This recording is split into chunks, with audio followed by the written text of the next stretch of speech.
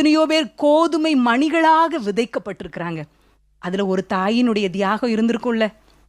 அயல் நாட்டிலிருந்து தன் பிள்ளைய வாலிப வயதா இந்தியாவுக்கு நான் ஊழியத்துக்கு போறேமான்னு சொல்லும்போது அந்த தாய் எவ்வளோ நான் மறுபடியும் என் பிள்ளைய பாப்பானா என்பதெல்லாம் தெரிஞ்சிருக்காது.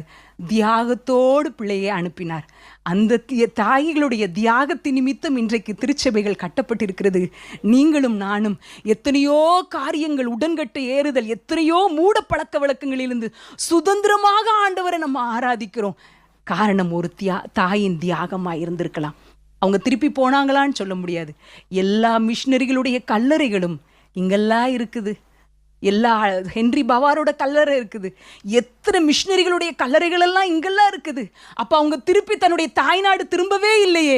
ஒரு தாய் செய்த தியாகம். இன்றைக்கு ஆண்டவர் நம்ம பார்த்து கேட்கிறார், ஒரு தாயாக நாம் என்ன தியாகம் செய்திருக்கிறோம் ஆண்டவருக்கு?